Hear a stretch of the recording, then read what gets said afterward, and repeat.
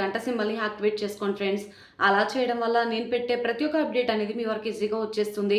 ఇక లేట్ చేయకుండా వీడియోలోకి అయితే వెళ్ళిపోదాం. ప్రతాప్ ఇక జరిగిన దాని గురించి ఆలోచిస్తూ ఉంటాడు. ఎందుకు అంటే రూప కనిపించలేదు కదా, రాజు ఇంటికి వెళ్ళి గొడవ చేసింది అంతా కూడా గుర్తు చేసుకుంటూ ఉంటాడు. రూప వచ్చి నాన్న మీతో కొంచెం మాట్లాడాలి అని చెప్పి ఈ విధంగా అంటూ ఉండగా, ఏంటి రూప ఏం మాట్లాడాలి అని చెప్పి ప్రతాప్ అంటూ ఉంటాడు.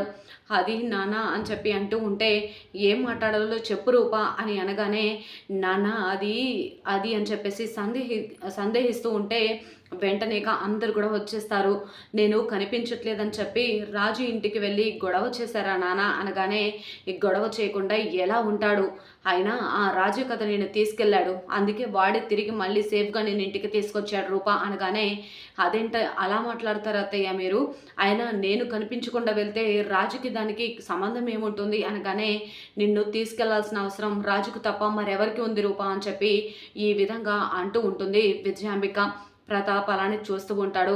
వెంటనేక నా మనసేమీ బాగోలేదు, అందుకనే దేవుడితో అయినా కనీసం నేను నా బాధని పంచుకోవాలని వెళ్ళాను, ఇంట్లో ఉన్న ఎవరు కూడా నా బాధని పంచుకునే వాళ్ళలాగా లేరు అనగానే వెంటనేక సుమ ఇలా అంటూ ఉంటుంది. అదేంటి రూప అలా అంటున్నావు, ఇంట్లో ఇంతమందిని ఉన్నాం కదా అనగానే, ఎందుకు పిన్ని ఉంటే మాత్రం నేను ఎవరితో చెప్పి వెళ్ళాలి, ఆయన ఎందుకని చెప్పి వెళ్ళాలి అనగానే అందరూ కూడా షాక్ అయిపోయి అలానే చూస్తూ ఉంటారు.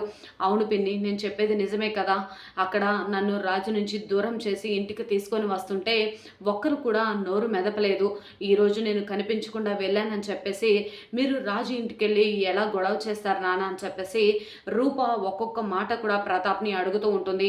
చూసావా తమ్ముడు, ఆ రాజుగాడి దగ్గర ఉండేసరికి రూప ఎన్ని మాటలు నేర్చుకుందో అనగానే, రాజుకి మర్యాద ఇచ్చి మాట్లాడండి అత్తయ్య లేకపోతే బాగోదు అని చెప్పి రూప విజయాంబికకు వార్నింగ్ ఇస్తూ ఉండగా, అది చూసి ప్రతాప్ రూప అని చెప్పి గట్టిగా అరుస్తూ ఉంటాడు.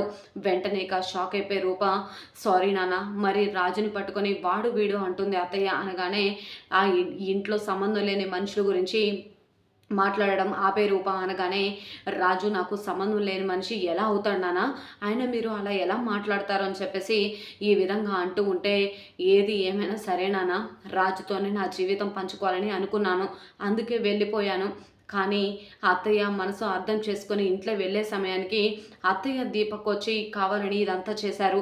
అసలు అత్తయ్యని ఆ రోజు మేము ఎందుకు స్టేషన్కి పంపించాల్సి వచ్చింది, ఎందుకు బుద్ధి చెప్పాల్సిన పరిస్థితి వచ్చింది అనేది మీకు త్వరలోనే తెలుస్తుంది నాన్న, అప్పుడు మేము చేసింది తప్పు కాదని మీ నోటికుంటా మీరే ఒప్పుకుంటారు అనగానే ప్రతాప్ అలానే చూస్తూ ఉంటాడు. ఆయన రాజు గురించి ప్రత్యేకంగా నేను చెప్పాలని కాదు, కానీ రాజు ఎలాంటి వాడో మీకు తెలియదా నాన్న అని చెప్పేసి ఈ విధంగా అంటూ ఉంటే ఏం మాట్లాడాలో అర్థం కాక ప్రతాప్ అలానే చూస్తూ ఉంటాడు. మీరు ఎప్పుడైనా బయటకు వెళ్తే మీ తర్వాత నన్ను మంచిగా చూసుకునే రాజుకి ఇచ్చి నన్ను బయటకు పంపించేవాళ్ళు కదా నాన్న, అలాంటి రాజు మీద ఉన్న నమ్మకం ఈరోజు లేకుండా పోయిందేంటి నాన్న అని చెప్పేసి ఈ విధంగా రూప అంటూ ఉంటే ప్రతాప్ ఆలోచిస్తూ ఒకప్పుడు జరిగిన సంఘటనలన్నీ కూడా గుర్తు చేసుకుంటూ ఉంటాడు.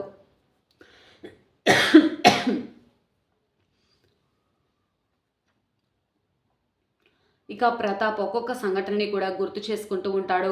నాన్న ఏది ఏమైనా సరే మీకు చెప్పే అంతటి దాన్ని కాదు, కానీ రాజుని నన్ను విడదీయొద్దు నాన్న అని అడుగుతూ ఉండగా చంద్ర కూడా అవునన్నయ్య రాజు ఎలాంటి వాడో మనకు తెలిసిందే కదా అని అంటూ ఉంటే, తమ్ముడు నీ నోరు కూడా లేస్తుంది ఏంటి అని చెప్పేసి చంద్ర నోరు మోపిస్తుంది విజయాంబిక. వెంటనేక ఈ విధంగా అంటూ ఉంటుంది రూప, ఏంటి ఎవరు మాట్లాడితే వాళ్ళ నోర్లు మోపించేస్తారా, మీరు మాట్లాడిందే నాన్న వినాలా అని చెప్పేసి రూప అంటూ ఉంటే, చంద్ర అన్న మాటకు కూడా సుమ ఇలా అంటూ ఉంటుంది, నిజం మాట్లాడడానికి నోరు మూసుకొని ఉండాల్సిన అవసరం లేదు రూపా, నువ్వు ఇందాక నోరు తెరవలేదని అంటున్నావు కదా, ఈ ఇంట్లో ఏ డెసిషన్ తీసుకున్నా బావగారే తీసుకుంటారు, బావగారిని కాదని మేము ఎప్పుడు అడుగు ముందుకు వేయలేదు, ఆయన అన్ని ఆలోచించి ఆచితూచి అడిగేస్తారు కాబట్టి మేము ఆయనకి ఎదురు తిరిగి మాట్లాడలేకపోయాం, కానీ మా కళ్ళ ముందు నీ జీవితం నాశనం అయిపోతుంటే అలా చూస్తూ మాత్రం ఎప్పుడు కూడా ఉండం రూపా అని చెప్పేసి ఈ విధంగా అంటూ ఉంటే, మీరు ఏం మాట్లాడినా సరే ఎలా మాట్లాడినా ఏమైనా సరే కానీ నాకు మీరు మాట్లాడిన దాంట్లో న్యాయం కనిపిస్తుంది. మీరు రాజు నుంచి నన్ను లాక్కొని వచ్చినా ఇక్కడికి వచ్చాను తప్ప మీరు మాత్రం అందరూ కూడా రాజుని ఇంకా తప్పుగా అపార్థం చేసుకుంటూనే ఉన్నారు. ఎంతని చెప్పాలి, అయినా నాన్నకి రాజు గురించి ప్రత్యేకంగా చెప్పాల్సింది ఏముంది అని చెప్పేసి రూప అక్కడి నుంచి వెళ్ళిపోతుంది. ఇక ప్రతాప్ మాత్రం ఆలోచిస్తూ ఉంటాడు. ఇకపోతే శ్వేత అలాగే తన అన్నయ్య ఇద్దరు కూడా ఎలాగైనా మరి ప్రతాప్ని చంపి తన తండ్రి స్థానాన్ని ఆక్రమించిన ప్రతాప్ని చంపితేనే మళ్ళీ సీఎం పదవి ఎలాగైనా తనకి వస్తుంది అనే ఆలోచనతో శ్వేత తన అన్నయ్యతో కలిసి కుట్ర చేస్తూ ఉంటుంది.